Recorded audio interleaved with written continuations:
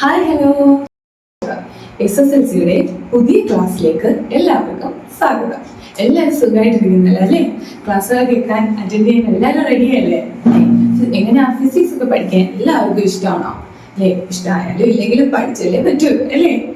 Okay, അപ്പൊ നമുക്ക് SSLCയുടെ പുതിയ ക്ലാസ്സിലെ ഫിസിക്സിന്റെ ചാപ്റ്റർ 1 സൗണ്ട് വേവ്സ് അഥവാ ശബ്ദ തരംഗങ്ങൾ എന്ന ചാപ്റ്ററിൽ നിന്നും നമുക്ക് സ്റ്റാർട്ട് ചെയ്യാം. ഓക്കെ, നമുക്ക് 9ാം ക്ലാസ്സിൽ നിങ്ങൾ ഒരു സൗണ്ട് എന്ന് പറയുന്ന ഒരു ചാപ്റ്റർ പഠിച്ചിട്ടുണ്ട് അല്ലേ? അതിന്റെ കുറച്ചും കൂടെ ഒരു വിശകലനമാണ് ഈ ചാപ്റ്ററിൽ നിങ്ങൾക്ക് തന്നിട്ടുള്ളത്. ഓക്കെ, അപ്പോൾ നിങ്ങൾ ഈ ചാപ്റ്റർ കുറച്ച് സീരിയസ് ആയിട്ട് എടുക്കണം കേട്ടോ. അതായത് ഞാൻ പേടിപ്പിക്കുകയല്ല, കുറച്ച് സീരിയസ് ആയിട്ട് എടുക്കണം. കാരണം എന്ന് വെച്ചാൽ മാർക്ക് വെയിറ്റേജ് വെച്ച് നോക്കുമ്പോൾ ഈ ചാപ്റ്ററിന് കുറച്ച് മാർക്ക് കൂടുതൽ വെയിറ്റേജ് കൊടുത്തിട്ടുണ്ട്. അതായത് ഏകദേശം 9 മാർക്കിന്റെ ക്വസ്റ്റ്യൻസ് ഈ ചാപ്റ്ററിൽ നിന്ന് മാത്രം വരാനുള്ള സാധ്യതയുണ്ട്. ഓക്കെ, അതായത് 2 മാർക്കിന്റെ ഒരു ക്വസ്റ്റ്യൻ, 3 മാർക്കിന്റെ ഒരു ക്വസ്റ്റ്യൻ, 4 മാർക്കിന്റെ ഒരു ക്വസ്റ്റ്യൻ, അങ്ങനെ 9 മാർക്കിന്റെ ക്വസ്റ്റ്യൻ ഈ ചാപ്റ്ററിൽ നിന്ന് മാത്രം നിങ്ങൾക്ക് വരാൻ സാധ്യതയുണ്ട്. ഓക്കെ, അപ്പോൾ ആ ഒരു സീരിയസ്നെസ് കൊടുത്ത് നിങ്ങൾ ഈ ചാപ്റ്ററിനെ കാണുക. ഓക്കെ, അതുപോലെ ഞാൻ പേടിപ്പിക്കുന്നില്ല, സിമ്പിൾ ആണ് പഠിക്കാൻ. ഒന്ന് ശ്രദ്ധിച്ചു കഴിഞ്ഞാൽ നിങ്ങൾക്ക് ഈസി ആയിട്ട് പഠിച്ചെടുക്കാവുന്നതേ ഉള്ളൂ. ഓക്കെ, അപ്പൊ നമുക്ക് ക്ലാസ്സിലേക്ക് കടക്കുന്നതിന് മുമ്പായിട്ട് എന്റെ ചാനൽ നിങ്ങൾക്ക് ഇഷ്ടമായാൽ, ഞാൻ പഠിപ്പിക്കുന്നത് നിങ്ങൾക്ക് മനസ്സിലാവുന്നുണ്ടെങ്കിൽ തീർച്ചയായിട്ടും സബ്സ്ക്രൈബ് ചെയ്യാനും ലൈക്ക് ചെയ്യാനും മറക്കരുത് കേട്ടോ. ഓക്കെ, അങ്ങനെയാണെങ്കിൽ നമുക്ക് ക്ലാസ്സിലേക്ക് പോകാം. നമ്മുടെ സൗണ്ട് വേവ്സ് അഥവാ ശബ്ദ തരംഗങ്ങൾ എന്ന് പറയുന്ന ചാപ്റ്റർ തുടങ്ങുന്നത് തന്നെ ഒരു പാർക്കില് ഒരു ടീച്ചറും കുറച്ച് കുട്ടികളും ഊഞ്ഞാലാടുകയാണ്. അങ്ങനെ ഒരു ഇൻട്രൊഡക്ഷനിലൂടെയാണ് ഈ ചാപ്റ്റർ നമുക്ക് തുടങ്ങുന്നത് അല്ലേ? അപ്പോൾ ഒരു കുട്ടി പാർക്കിൽ ഇരുന്ന് ഊഞ്ഞാലാടുന്നുണ്ട്, കുറച്ച് കുട്ടികൾ സൈഡിൽ അവരുടെ ടേൺ കാത്തിരിക്കുന്നുണ്ട്, അവർക്കുള്ള ആട്ടം അടുത്ത ആടാനായിട്ട് അവർ കാത്തിരിക്കുന്നുണ്ട്. അപ്പോൾ ഒരു കുട്ടി ആടിക്കൊണ്ടിരിക്കുന്നു. അപ്പോൾ അടുത്ത് നിൽക്കുന്ന കുട്ടി പറയുന്നു, ടീച്ചറെ ഇവളോട് ഇറങ്ങാൻ പറ. ഈ കുട്ടി 10 ആട്ടം കംപ്ലീറ്റ് ചെയ്തു, 10 സ്വിങ്സ് കംപ്ലീറ്റ് ചെയ്തു, ഇനി എന്റെ ടേൺ ആണെന്ന് ഒരു കുട്ടി അടുത്ത് നിൽക്കുന്ന കുട്ടി പറയുന്നുണ്ട്. അപ്പോൾ അടുത്ത കുട്ടി എന്താണ് പറയുന്നത്? ഇല്ല ടീച്ചർ, ഞാൻ 5 സ്വിങ്ങേ കംപ്ലീറ്റ് ചെയ്തിട്ടുള്ളൂ എന്ന് പറയുന്നുണ്ട്. അപ്പൊ ടീച്ചർ അത് എഗ്രി ചെയ്യുന്നുണ്ട് അല്ലേ? അപ്പൊ ഇത് തമ്മിലുള്ള വ്യത്യാസം എന്തായിരിക്കും? വ്യത്യാസം എന്താണെന്ന് നമുക്ക് കണ്ടുപിടിക്കണ്ടേ? ഓക്കെ, അപ്പൊ നമുക്ക് അതിന്റെ വ്യത്യാസം എന്താണെന്ന് നോക്കാം. ഒരു സ്വിങ് എങ്ങനെയാണ് കൗണ്ട് ചെയ്യുന്നത്? ഒരു ആട്ടം എങ്ങനെയാണ് കൗണ്ട് ചെയ്യുന്നത്? എങ്ങനെയാണ്? ഇപ്പോ ആദ്യത്തെ വ്യത്യാസമാണ്. വ്യത്യാസത്തിൽ നിന്ന് നമുക്ക് തുടങ്ങി നമുക്ക് മുമ്പോട്ട് പോകാം. ഓക്കെ, അപ്പോ ഒരു സ്വിങ് എങ്ങനെ കംപ്ലീറ്റ് ചെയ്യാം നമുക്ക്? ഞാനിപ്പോ നിങ്ങൾക്കൊരു ഉദാഹരണം കാണിച്ചു തരാം. ഇത് കണ്ടോ, ഇതിപ്പോ ഇതിന്റെ മോളുടെ കളിപ്പാട്ടമാണ് കേട്ടോ. ഞാൻ നിങ്ങളെ ജസ്റ്റ് ഒന്ന് കാണിക്കാൻ വേണ്ടി എടുത്തതാണ്. അപ്പോ ഇത് നോക്കിക്കേ, ഇതിപ്പോ ഒരു സ്വിങ് ആണെന്ന് നിങ്ങൾ അസ്യൂം ചെയ്യുക. ഇതൊരു ഊഞ്ഞാലാണെന്ന് കരുതിക്കോ. അങ്ങനെയാണെങ്കിൽ ഇത് ഞാൻ ഇങ്ങനെ നിർത്തി കണ്ടോ. ഇതിപ്പോ ഒരു ഫ്രീ സ്റ്റേറ്റിലാണ് അല്ലേ? ജസ്റ്റ് ഇതിന്റെ ബാലൻസ് ആവാത്തതുകൊണ്ടാണ് ഞാൻ നിങ്ങളത് കാണിക്കുന്നത്, കറങ്ങുന്നത്. പക്ഷെ ഇത് വെറുതെ ഇങ്ങനെ നിൽക്കണം, ഫ്രീ സ്റ്റേറ്റിൽ അനങ്ങാതെ നിൽക്കണം. അപ്പോൾ ഇങ്ങനെ നിൽക്കുന്നു. അപ്പൊ നമ്മൾ ഇതൊരു ഊഞ്ഞാലാണെന്ന് നിങ്ങൾ അസ്യൂം ചെയ്യുക. ഓക്കെ, അപ്പോ ഇവിടെ നിന്നും ഞാൻ ഇങ്ങനെ വലിച്ചു വിട്ടു കണ്ടോ. ഇതാണ് ഓരോ സ്വിങ്ങും. പക്ഷെ ഇത് എങ്ങനെ കൗണ്ട് ചെയ്യും? 1, 2, 3, 4 ഇങ്ങനെയാണോ കൗണ്ട് ചെയ്യുന്നേ? അല്ല, എങ്ങനെ കൗണ്ട് ചെയ്യും? 1, 2, 3, 4 കണ്ടോ? മനസ്സിലായോ? അതായത് ഇത് റെസ്റ്റിൽ ഇപ്പൊ ഒരു ഫ്രീ സ്റ്റേറ്റിലാണ് ഇരിക്കുന്നത് അല്ലേ? അപ്പൊ ഇത് ഇങ്ങോട്ട് വന്നോ, പോയി തിരിച്ചു വരുമ്പോഴാണ് ഒരാട്ടം കംപ്ലീറ്റ് ആകുന്നത്. വീണ്ടും പോയി തിരിച്ചു വന്നു, പോയി തിരിച്ചു വന്നു, പോയി തിരിച്ചു വന്നു കണ്ടോ. അപ്പോഴാണ് ഒരാട്ടം കംപ്ലീറ്റ് ആവുന്നത്. അതായത് എനിക്ക് ഇവിടെ ഒരു ഡയഗ്രാം കാണിച്ചിട്ടുണ്ട്. എല്ലാവരും ഇങ്ങോട്ട് നോക്കിക്കേ. ഇത് കണ്ടോ, ഇതാണ് ഞാനിപ്പോ കാണിച്ച പെൻഡിലം നിൽക്കുക.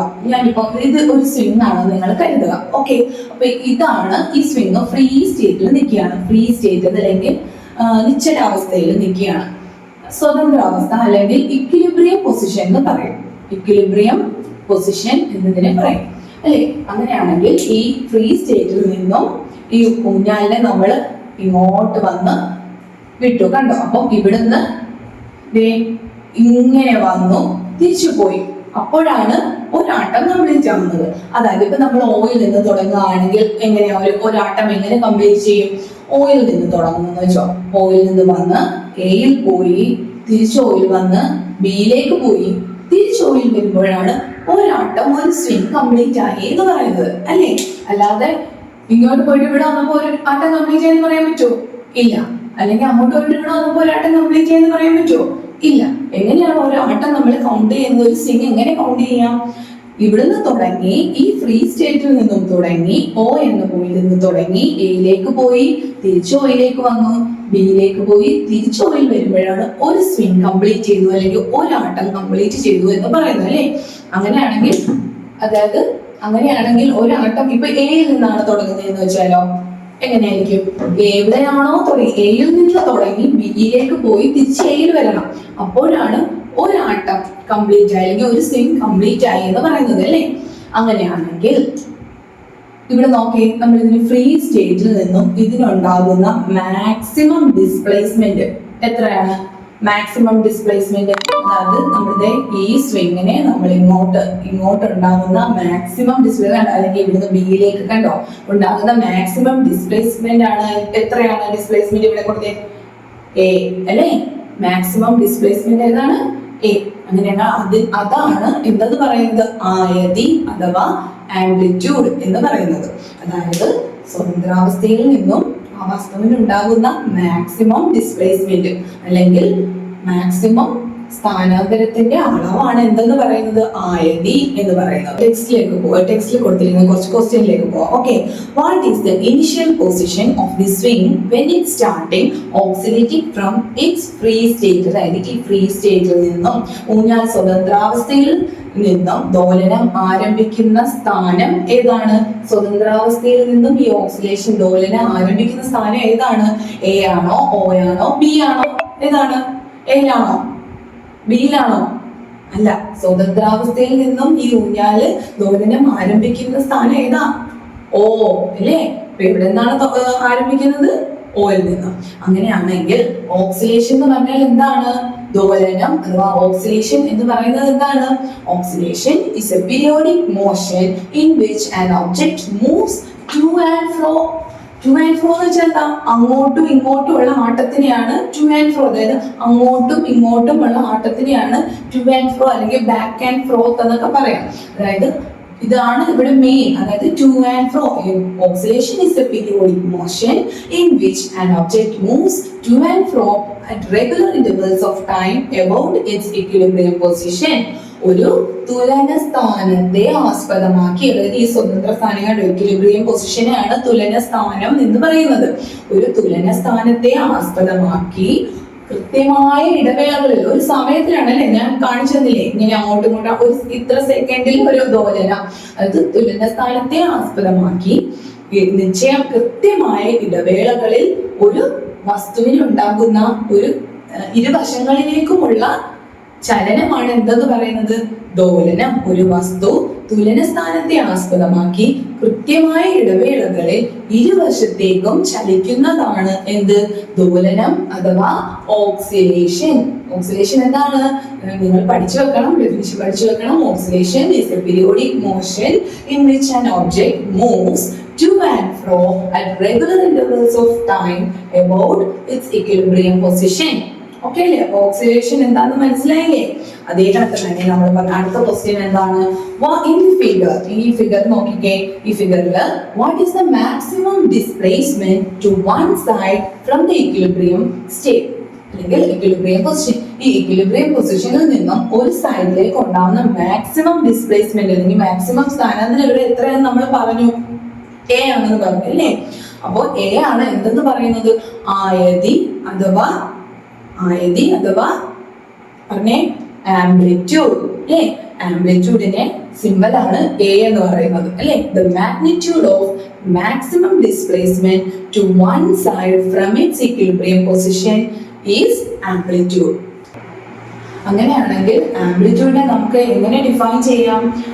The magnitude of maximum displacement to one side from its equilibrium position is amplitude. തുലന സ്ഥാനത്ത് നിന്നും ഒരു വശത്തേക്കുള്ള പരമാവധി സ്ഥാനാന്തരത്തിന്റെ അളവാണ് എന്ത്? ആയതി. അതായത് തുലന സ്ഥാനത്ത് നിന്നും ഒരു വശത്തേക്കുള്ള പരമാവധി സ്ഥാനാന്തരത്തിന്റെ അളവാണ് എന്ത്? ആയതി അഥവാ ആംപ്ലിറ്റ്യൂഡ്. ആയതി നമ്മൾ റെപ്രസെന്റ് ചെയ്ത സിമ്പൽ ആണ് എന്ത്? Small A. ആയതി അഥവാ ആംപ്ലിറ്റ്യൂഡിന്റെ SI യൂണിറ്റ് എന്താണ്? മീറ്റർ. അങ്ങനെയാണെങ്കിൽ ഇപ്പൊ ഓക്സിലേഷൻ എന്താണെന്ന് നിങ്ങൾക്ക് മനസ്സിലായി അല്ലേ?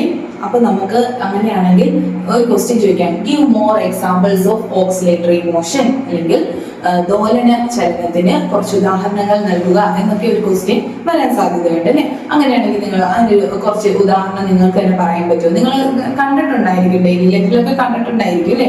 ഇപ്പൊ നിങ്ങൾക്ക് മനസ്സിലായില്ലേ ഓക്സിലേറ്ററി മോഷൻ എന്താണെന്ന്? അപ്പൊ അങ്ങനെയുള്ള ഒരു മോഷൻ അതിന് കുറച്ച് ഉദാഹരണങ്ങൾ ഒന്ന് ചിന്തിച്ചു നോക്കേ. ഞാനിവിടെ കുറച്ച് ഉദാഹരണങ്ങൾ എഴുതിയിട്ടുണ്ട്. Motion of the pendulum of A clock. നമ്മുടെ ക്ലോക്കിന്റെ പെൻഡുലം ഇല്ലേ, വലിയ ക്ലോക്ക് ഇല്ലേ, അതിന്റെ പെൻഡുലം ഓരോ മിനിറ്റില് അതിന്റെ ഓരോ മിനിറ്റും കഴിയുന്ന അതിന്റെ ആ ആട്ടം ഇല്ലേ പെൻഡുലത്തിന്റെ, അത് ഓക്സിലേറ്ററി മോഷൻ ഒരു ഉദാഹരണമാണ്. മറ്റൊരെണ്ണമാണ് swing in the park. Already നമ്മൾ ഈ ചാപ്റ്ററിൽ ഡിസ്കസ് ചെയ്യുന്നതാണ് സ്വിംഗ് ഇൻ ദ പാർക്ക്, അതായത് പാർക്കിലെ ഊഞ്ഞാൽ. അതായത് ഇപ്പൊ ബോൾ ഫാനിന്റെ ഇത് കറങ്ങുന്നതല്ല, ഫാൻ അങ്ങോട്ടും ഇങ്ങോട്ടും ഇങ്ങനെ നമ്മൾ ഒരിടത്ത് റെസ്റ്റിലല്ലാതെ നമ്മൾ കറങ്ങി ഇങ്ങനെ ഇതാക്കത്തില്ലേ, അപ്പൊ ബോൾ ഫാൻ ഇങ്ങനെ അങ്ങോട്ടും ഇങ്ങോട്ടും മൂവ് ചെയ്യത്തില്ലേ, ആ ചലനം. അപ്പോ ഈ 3 എക്സാമ്പിൾ, അതായത് motion of the pendulum of A clock, swing in the park, ball fan. അതായത് പെൻഡുലത്തിന്റെ ക്ലോക്കിലെ പെൻഡുലത്തിന്റെ ചലനം, പാർക്കിലെ ഊഞ്ഞാലിന്റെ ആട്ടം, ബോൾ ഫാൻ അല്ലേ. അങ്ങനെയാണെങ്കിൽ ഈ പ്രോബ്ലം ഒന്ന് നോക്കിക്കേ. If a pendulum takes 1 minute to complete 30 oscillations, how long does it take to complete 1 oscillation?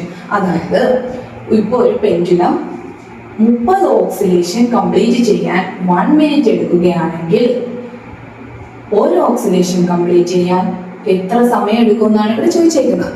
അങ്ങനെയാണെങ്കിൽ ഇവിടെ എന്ത് തന്നിട്ടുണ്ട്? ടൈം ഫോർ 30 ഓക്സിലേഷൻ തന്നിട്ടുണ്ട് അല്ലെ, 30 ദോലനങ്ങൾക്ക് എടുക്കുന്ന സമയം. അതായത് ടൈം ഫോർ 30 ഓക്സിലേഷൻ എത്രയാ? 1 മിനിറ്റ് അല്ലേ, ഈക്വൽ ടു 1 മിനിറ്റ്. സെക്കൻഡിലോട്ട് ആക്കുമ്പോൾ 1 മിനിറ്റ് എന്നുള്ളത് 60 സെക്കൻഡ് അല്ലേ. നമുക്ക് കണ്ടുപിടിക്കേണ്ടത് ടൈം ഫോർ 30 ഓക്സിലേഷൻ, അതായത് 30 ദോലനങ്ങൾക്ക് എടുക്കുന്ന സമയം 1 മിനിറ്റ് ആണെങ്കിൽ ടൈം ഫോർ 1 ഓക്സിലേഷൻ എന്താണ്? Time for 1 oscillation is equal to, പറഞ്ഞേ എങ്ങനെ ചെയ്യാം? ഒരു മിനിറ്റില് 30 ഓക്സിലേഷന് 1 മിനിറ്റ് സമയമാണ് എടുക്കുന്നതെങ്കിൽ ഒരു ഓക്സിലേഷൻ എത്ര സമയമായിരിക്കും എടുക്കുന്ന? 60/30 അല്ലേ. എത്ര കിട്ടും? 2 സെക്കൻഡ് അല്ലേ. അപ്പോൾ 2 സെക്കൻഡ് ആയിരിക്കും ഒരു ഓക്സിലേഷൻ, ഒരു ദോലനം കംപ്ലീറ്റ് ചെയ്യാൻ എടുക്കുന്ന സമയം. ഒന്നുകൂടെ പറയണമല്ലോ. ടൈം ഫോർ ഇവിടെ പറയുന്നുണ്ട്, ക്വസ്റ്റ്യനിൽ തന്നിരിക്കുന്നത് എന്താണ്? If a pendulum takes 1 minute to complete 30 oscillation, 30 simple ആണ്, 30 ഓക്സിലേഷൻ കംപ്ലീറ്റ് ചെയ്യാൻ 1 മിനിറ്റ് എടുക്കുമെങ്കിൽ ഒരു ഓക്സിലേഷൻ കംപ്ലീറ്റ് ചെയ്യാൻ എത്ര സമയം എടുക്കും? നിസ്സാരമല്ലേ, 1 മിനിറ്റ് എന്ന് പറയുമ്പോൾ സെക്കൻഡിലോട്ട് മാറ്റുമ്പോൾ 60 സെക്കൻഡ്. ഓക്കെ, അപ്പൊ 30 ഓക്സിലേഷൻ എടുക്കുന്ന സമയം 60 സെക്കൻഡ് ആണെങ്കിൽ അതിൽ ഒരു ഓക്സിലേഷൻ എടുക്കുന്ന സമയം എത്ര ആയിരിക്കും? ആ 60യെ ഈ നമ്പർ ഓഫ് ഓക്സിലേഷൻ കൊണ്ട് ഡിവൈഡ് ചെയ്താൽ പോരെ. അപ്പോൾ 60/30 is equal to 2 സെക്കൻഡ്. അങ്ങനെയാണെങ്കിൽ ടൈം ഫോർ 1 ഓക്സിലേഷൻ എന്ന് പറയുന്നത് നമുക്ക് എത്രയെന്ന് കിട്ടി? 2 സെക്കൻഡ് അല്ലേ. അപ്പോൾ ഇതാണ് എന്തെന്ന് പറയുന്നത്? ടൈം ഫോർ 1 ഓക്സിലേഷൻ, ഒരു ഓക്സിലേഷൻ എടുക്കുന്ന സമയമാണ് എന്തെന്ന് പറയുന്നത്? പീരീഡ് എന്ന് പറയുന്നത്. എന്താണ്? പീരീഡിനെ നമ്മൾ T എന്ന് റെപ്രസെന്റ് ചെയ്യും. അങ്ങനെയാണെങ്കിൽ പീരീഡിനെ നമുക്ക് എങ്ങനെ ഡിഫൈൻ ചെയ്യാം? പീരീഡ് എന്ന് പറയുന്നത് എന്താണ്? The time taken for 1 oxidation is period. ഒരു ദോലനം എടുക്കാൻ, ഒരു ദോലനത്തിന് ആവശ്യമായ സമയം അല്ലെ, ഒരു ദോലനം കംപ്ലീറ്റ് ചെയ്യാൻ ആവശ്യമായ സമയമാണ് എന്തെന്ന് പറയുന്നത്? പീരീഡ് എന്ന് പറയുന്നത്. അതായത് അതിനെ T എന്നാണ്, T എന്ന ലെറ്റർ കൊണ്ടാണ് നമ്മൾ റെപ്രസെന്റ് ചെയ്യുന്നത്. SI യൂണിറ്റ് എന്ന് പറയുന്നത് സെക്കൻഡ് ആണ്, S small s അല്ലേ. ഓക്കെ, അങ്ങനെയാണെങ്കിൽ നമ്മൾ സെയിം കേസ് തന്നെ find the number of oscillations the same pendulum completes in 1 second. നമ്മൾ ഇതിൽ പറഞ്ഞത് 30 ഓക്സിലേഷൻ 2 സെക്കൻഡിൽ 1 ഓക്സിലേഷൻ കംപ്ലീറ്റ് ചെയ്യുന്നതിലെ പറഞ്ഞു, നമ്മൾ കണ്ടെത്തിയല്ലേ 1 time taken four 1 oscillation 2 second ആണ് നമ്മൾ കണ്ടുപിടിച്ചല്ലേ. അങ്ങനെയാണെങ്കിൽ ആ സെയിം പെൻഡുലം തന്നെ 1 സെക്കൻഡിൽ എത്ര ഓക്സിലേഷൻ കംപ്ലീറ്റ് ചെയ്യുന്ന പറയാം. എങ്ങനെയാണ്? number of oxidation in 1 minute is equal to 30 അല്ലേ. Therefore number of oxidation in 1 is equal to 30/60 അല്ലേ? അപ്പോൾ 1/2 1/2 is equal to 0.5 അല്ലേ? അങ്ങനെ therefore number of oscillation in 1 second is equal to 0.5. അപ്പോൾ നമ്പർ ഓഫ് ഓക്സിലേഷൻ 1 സെക്കൻഡ് നമ്മൾ കണ്ടുപിടിച്ചു അല്ലേ? 0.5. അങ്ങനെയാണെങ്കിൽ ഇതിനെയാണ് എന്തെന്ന് പറയുന്നത്? ഫ്രീക്വൻസി അഥവാ ആവൃത്തി എന്ന് പറയുന്നത്. അതായത് number of oscillation in simply number of oscillation in 1 second, ഒരു സെക്കൻഡിൽ ഉണ്ടാകുന്ന ദോലനങ്ങളുടെ എണ്ണം, അതാണ് എന്തെന്ന് പറയുന്നത്? ഫ്രീക്വൻസി അഥവാ ആവൃത്തി. ഓക്കെ, അങ്ങനെയാണെങ്കിൽ ഫ്രീക്വൻസി നമുക്ക് എങ്ങനെ ഡിഫൈൻ ചെയ്യാം?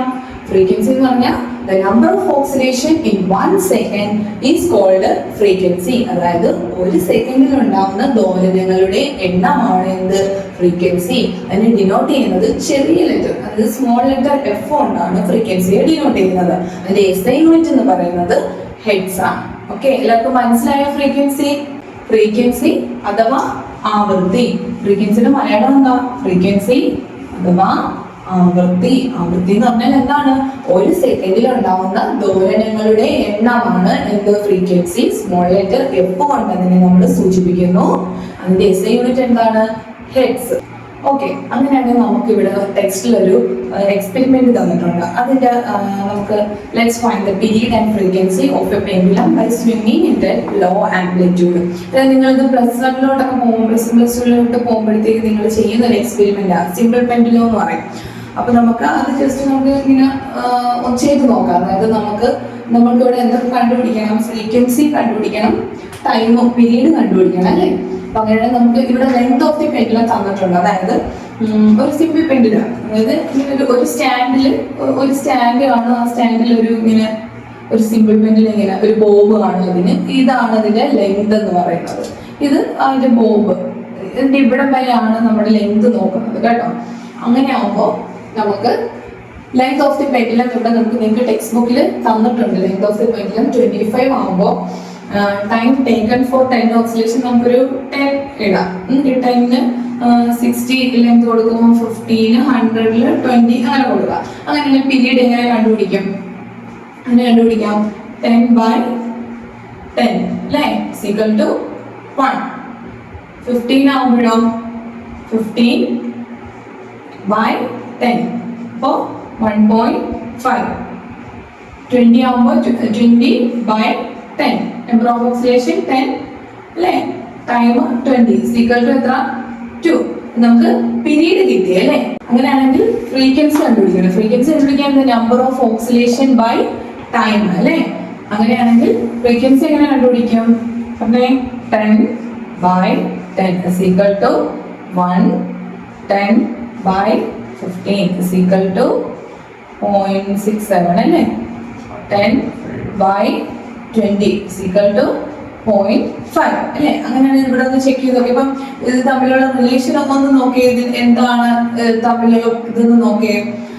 ഇപ്പൊ ഇവിടെ ലെങ്ത് കൂടുന്നു അല്ലേ? ലെങ്ത് കൂടുമ്പോൾ പീരീഡ് എന്ത് സംഭവിക്കുന്നു? ലെങ്ത് കൂടുമ്പോൾ പീരീഡ് കൂടെയാണ് അല്ലേ? ലെങ്ത് കൂടുന്ന അനുസരിച്ച് പീരീഡ് ഇവിടെ നോക്കിയാൽ 1, 1.5, 2 അങ്ങനെ കൂടെയല്ലേ? ലെങ്ത് കൂടുമ്പോൾ പീരീഡ് കൂടുന്നു. ഫ്രീക്വൻസിക്ക് എന്ത് സംഭവിക്കുന്നു? ഫ്രീക്വൻസി 1.6, 0.5 അങ്ങനെ കുറയല്ലേ അല്ലേ?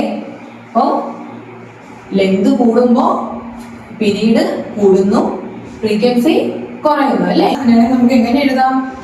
F is equal to 1/t എന്നല്ല എഴുതാം അല്ലേ? അതായത് F is equal to 1/t. അതായത് ലെങ്ത് കൂടുമ്പോ ടൈമിന് എന്താ സംഭവിക്കുന്നത്? ടൈം പീരീഡ് എന്ത് സംഭവിക്കുന്നു? കൂടുന്നു അല്ലേ? ഫ്രീക്വൻസി എന്ത് പറ്റുന്നു? കുറയുന്നു അല്ലേ? അപ്പൊ ഇത് തമ്മില് ഫ്രീക്വൻസി, അപ്പൊ ഇത് തമ്മിലുള്ള റിലേഷൻ എന്താ? F is equal to 1/t. വളരെ ഇമ്പോർട്ടന്റ് ആയിട്ടുള്ള ഇതാണ്. പ്രോബ്ലംസ് ഒക്കെ ചോദിക്കാൻ കേട്ടോ ഇതിൽ നിന്ന്. അങ്ങനെയാണെങ്കിൽ നമ്മുടെ ടെക്സ്റ്റ് ബുക്കിൽ കൊടുത്തിരിക്കുന്ന ടേബിളിന്റെ അടിയിൽ കൊടുത്തിരിക്കുന്ന കുറച്ച് ക്വസ്റ്റ്യൻസ് ഒന്ന് നോക്കിക്കേ. What is the change in frequency when the length of the pendulum increases? എന്താണ് length of the pendulum increase ചെയ്യുമ്പോൾ ഫ്രീക്വൻസിയിൽ ഉണ്ടാകുന്ന ചേഞ്ച് എന്താണ്? എന്താ ചെയ്യാ? Increase or decrease? കൂടുമോ കുറയുമോ? ഫ്രീക്വൻസി എന്ത് ചെയ്യുന്നു? ഡിക്രീസ് ചെയ്യുന്നു അല്ലേ? കുറയുകയാണ് ചെയ്യുന്നത് അല്ലേ? And what is the relation between period and frequency? What is the relation between period and frequency? എന്താണ്? F is equal to 1/t അല്ലേ?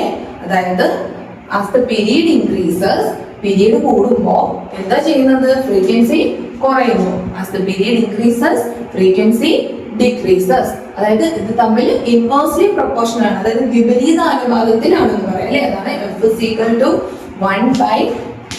ഓക്കെ, അപ്പൊ നമ്മള് സൗണ്ട് വേവ്സ് എന്നുള്ള ചാപ്റ്ററിൽ ഡയറക്റ്റ് നമ്മളങ്ങ് സൗണ്ട് വേവ്സ് അഥവാ ശബ്ദ തരംഗങ്ങൾ അല്ലെ, സൗണ്ട് വേവ്സ് അഥവാ ശബ്ദ തരംഗങ്ങൾ എന്നുള്ള ചാപ്റ്ററിൽ നമ്മൾ ഡയറക്റ്റ് സൗണ്ടിലോട്ട് പോവുകയല്ല.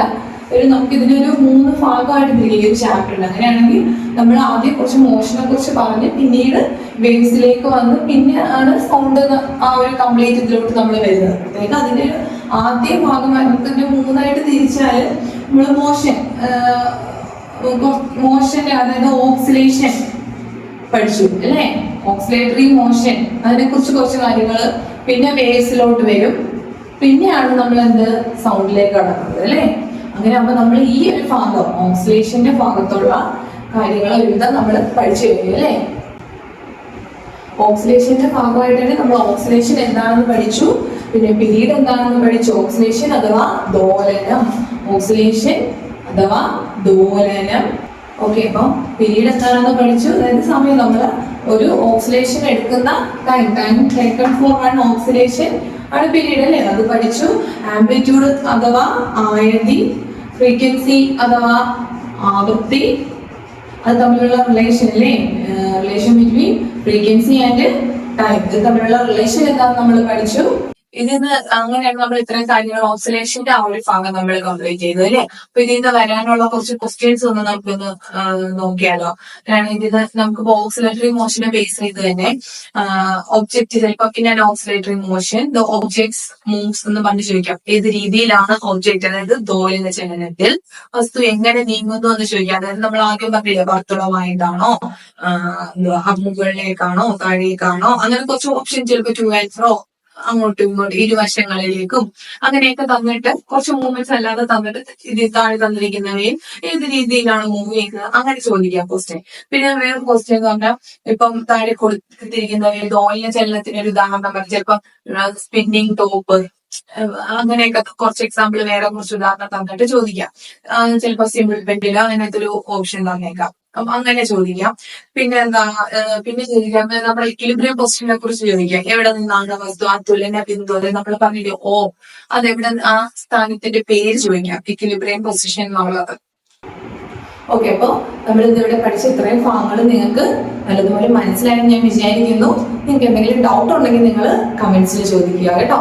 അപ്പോൾ നിങ്ങൾ ഇത് ആവർത്തിച്ചാൽ ഇത് ഇത്രയും ഭാഗം നിങ്ങൾ ക്ലിയർ ആയിട്ട് ഒന്നുകൂടി റിപ്പീറ്റ് ചെയ്തൊന്ന് വായിക്കുക കേട്ടോ. വായിച്ച് നോക്കുക.